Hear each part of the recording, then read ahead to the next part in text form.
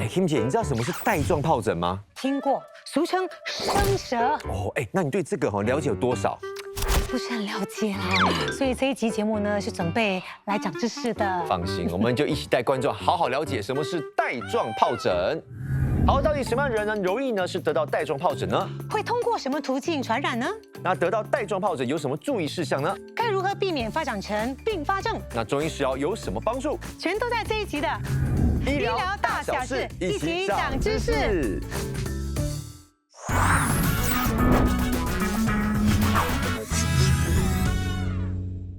哇，我听说患上带状疱疹很痛苦的嘞。所以呢，今天我们的2位艺人嘉宾就要到节目里来为我们现身说法。是，还有一位专家马上邀请麻醉及疼痛学顾问医生陈志勇，欢迎，欢迎。还有徐美珍、沈伟俊，欢迎3位 ，Hello， 来，哎呀，来，握一下手啦，你好，坐，为什么突然间这样子啊？ OK， 说到这个带状疱疹因为据我了解2位都是有些经验，是不是？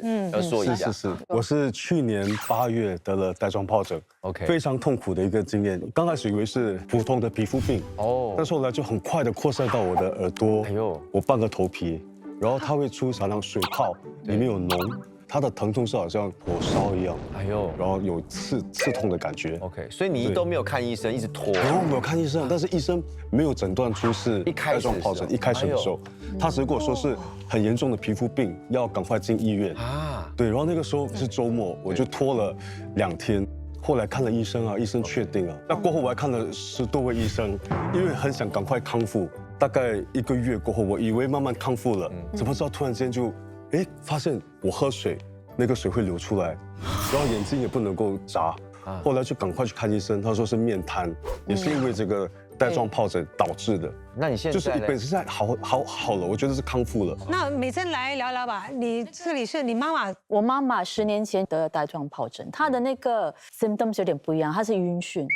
有一天的2014下午就晕，很晕。她说我开眼睛也晕，闭眼睛也晕，然后很想吐，就从床上不能起来，不能够平衡是吗？她平衡完全是，她站起来她会站不稳，因为她耳朵有问题。我就赶快把她送到医院，通过 CT scan 就看到，她耳朵有一些红的那些小的那些，是里面耳朵里面她的左耳。OK， 然后他们就说 OK， 我们就给她一个抗生素。回到家5天之后，她又来了。又开始晕又开始晕，这次晕更糟糕。OK， 赶快叫救护车来载他去。OK， 后来也是面瘫的，因为他已经影响到他的神经。所以妈妈现在情况当然已经好了很多，不过他走路还是会歪。他的听觉有影响吗？听觉有，听觉当然有。医生像这种带状疱疹之后变成一个长期疼痛的这种百分比是占多少？他们刚病发的时候呢，疼痛是高达90%以上的。通常这个疼痛呢，在1到3个月内会慢慢减低，然后3个月后的长期神经线疼痛呢，如果年纪比较轻的话，大概2%左右；年纪比较大，比如说60岁以上的病患，可以高达10%到18%。他们是怎样跟你形容他们的疼痛呢？对，因为是神经线疼痛嘛，他们会感觉到有那种灼烧的感觉，或者刀刺，或者是触电的感觉，就跟伟俊的类似对，是灼烧这样。对，那个皮肤本身有那种痛觉的过敏，所以很多时候就是轻轻触摸的时候呢，也会感觉到有灼烧或者有触电或者刺痛的感觉。OK， 节目一开始要进入一个迷思环节，看看大家对带状疱疹了解有多少，可以吗？可以，我们就准备好了。准备好了呀！这不是我考你们吗？我们考你呀！哎呦，哇，难得有嘉宾，吃人了我们。来吧，请 OK， 来。带状疱疹与水痘是同一种疾病。如果讲说疾病，我觉得不是，它是病毒啦，但是应该是不同病毒啦。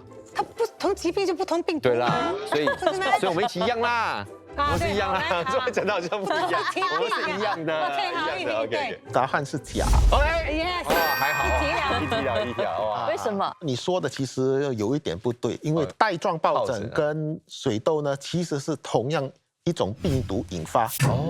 不过呢，水痘呢是因为病人受到带状疱疹病毒从外界感染而导致的。OK。带状疱疹本身呢，是因为那个带状疱疹病毒在感染水痘后潜伏在身体里面，而当免疫力降低的时候，这个病毒苏醒。这潜伏的病毒是导致带状病毒发病的原因。OK， 来下一题。来，带状疱疹得了第一次就终身免疫，真还是假？我觉得是真的，因为我有家人得过带状疱疹，然后就没有再得了，我觉得 OK 了。米如哥，我觉得是假啦，是因为说它会潜伏在体内的话，等到你免疫力只要一低哈，又再来，有可能就会再发作。我你看李腾有思考过的，你乱来，不想象多的吗 ？OK， 我方坚决认为是真的。好，对不起啊，答案是假。我差点帮你了，跟水痘一样。因为带状疱疹本身得过一次呢，还会有大概1%到5%的复发率。以你的经验，你看过复发最多次的病人几次？通常是3次吧。很恐怖哎，这很恐怖。来下一题。好，接种水痘疫苗就不会出水痘，也不会得到带状疱疹，真还是假？应该是不同东西嘛。我是觉得那个水痘疫苗好像不太对。对了，应该不是啦，因为如果是这样就没有带状疱疹啦。Correct。对啊。假。答案是假。太好了。因为接种那个水痘疫苗，它本身是减少发生水痘的几率。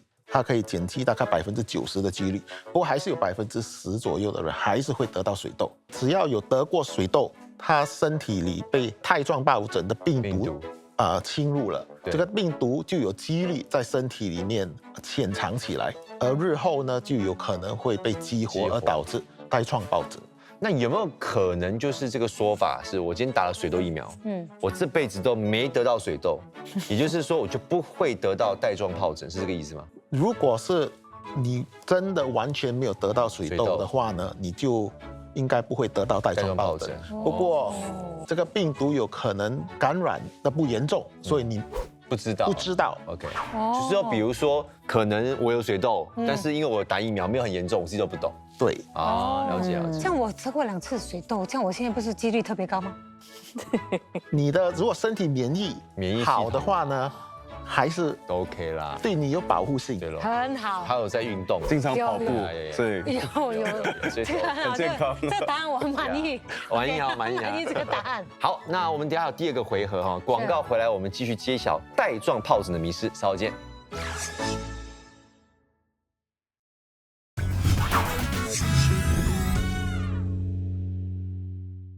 好的，欢迎回到节目现场了哈。那我们这个迷思环节第2个回合我们正式开跑了。我准备好了。好了吗 ？OK， 来。带状疱疹不会影响年轻人，真还是假？哎呀，这个我一定懂。不是，我哥哥很小的时候就你就答假咯。我妹妹年纪轻轻的时候也有中过。哦，是，对。来，医生，微笑的脸。你们2个都答得很正确，所以都是假。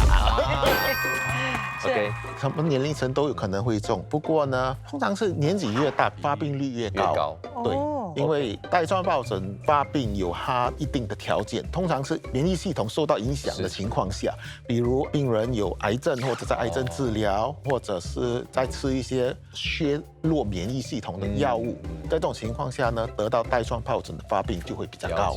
不过据我所知，50岁以上呢，就是要小心一点点了，因为你的免疫力开始下降了。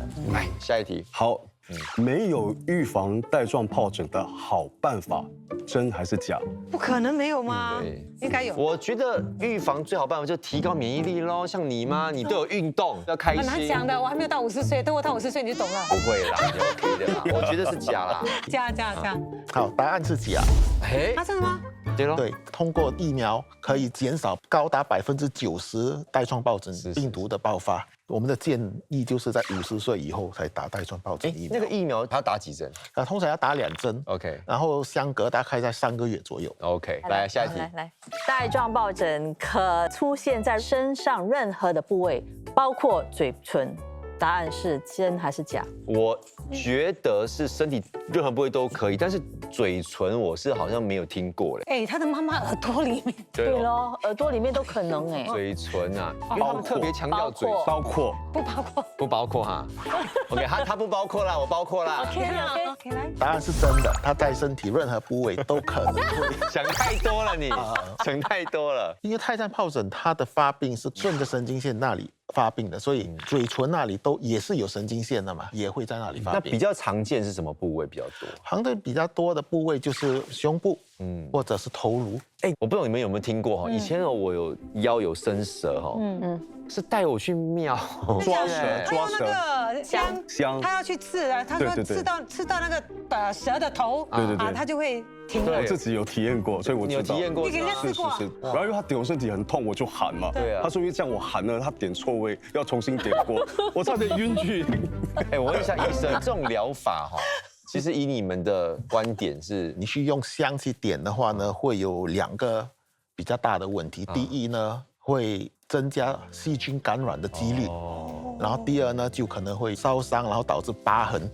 我居然不小心全对了，恭喜你，对，全对了，加油加油，多几年哈，很好。OK， 所以这个带状疱疹，我觉得是最难被诊断，是一开始的时候你都不懂是带状疱疹，是，对，所以它的过程是怎么样？病人开始发病的时候，通常是可能有发烧或者头痛、恶心，然后呢，他的皮肤会有点疼痛，然后疼痛后呢，过几天他会爆发那个斑丘疹啊，斑丘疹过几天后就会有水泡出来。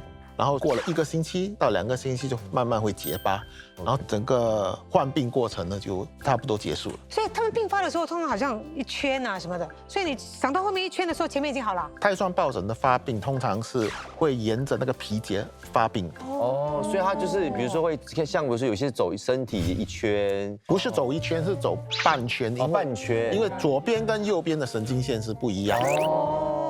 所以，比如说像这样手跟肩膀这边，这个粉红色的跟青色的，对，所以这边已经是隔开来了。所以如果说长的话，是从这边长到这里而已，没有就长上来了。它是长上来。你看，如果手的话呢，这里其实有3个不同神经线。手的话呢，这里不是有一个 C6、7，还有 T1，这是3节不同的神经线，所以会有3个部位。所以有3个部位啊，所以它每一个皮节它有在身体的固定部位，也有脸部的3叉神经线，或者是颈部的神经线。那我就想问一下，你还记得你当时是在哪一个部位吗？我当时应该是 V3，因为我的这边颈项、有这个耳朵、下巴从下巴到耳朵到半个头皮，所以这个时候已经是水泡了。这是刚开始好像皮肤过敏一样。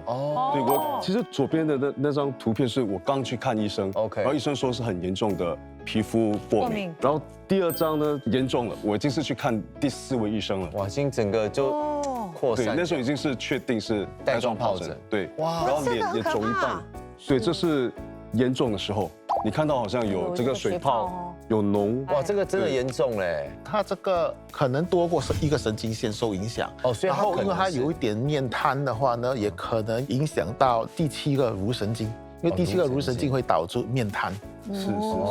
所以你真的是度过一个危险期了。是。幸好好了过来。是。接下来我们就要来品尝一下一个食疗。对，让你这个 immune 更强一点。哇。OK， 欢迎中医师郭美玲，你好。郭医师你好。是的，大家好。今天你为我们带来了什么食疗呢？大家猜看看，菊花嘛，干干的这个闻一下，好像包粽子啊。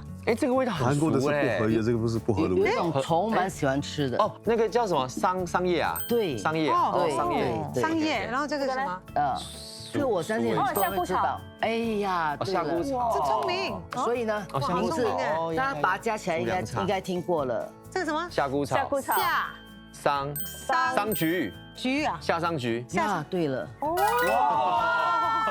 我们这是聪明的孩子。哇，我好厉害，一点就通了。你有听过吗？有夏桑菊有嘞，应该都有听过吧 ？OK 呀，这个凉茶呢是比较适合，如果你有得到带状疱疹，属于干净易热型的一些患者呢，可以作为一个辅助的一个凉茶吧。OK， 什么叫干净易热型的话，就是说你会看到皮肤比较红。疱疹是比较紧一点的，然后这个患者的体质不会太过弱。假如这个老年人身体比较虚弱，肠胃也不好啦，没有什么胃口的话呢，就不适合喝这个凉茶了。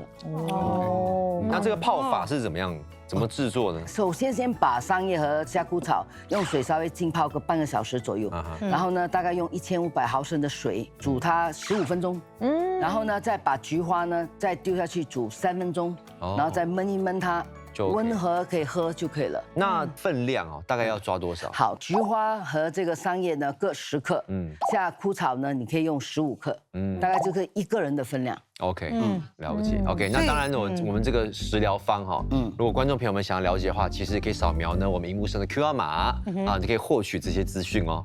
除了食疗之外，还有什么穴位我们可以在家里自己按摩？有一个就是我们可以找一下拇指，我们拇指有一个啊，拇指你会看到我们这个有一个我们叫鱼际嘛，这是大的一个鱼际啊。其实我们这有个穴位就叫大鱼际，就这个大拇指的后端这个地方。所以就是比如说你有带状疱疹，然后身体有疼痛不舒服，你其实可以两边按压，两边可以按压一下。当然很多地方都可以按压，这是其中一个最简单。蛮酸的嘞，对。所以呢，我们最重要的，大家一定要保持心情开朗，饮食要正常，睡眠要足够，不要给自己压力。对，是，所以我们要放轻松啊。我们现在稍作休息，回来之后呢，我们会跟大家一起分享关于带状疱疹的治疗，还有居家护理的方式。稍后见哦。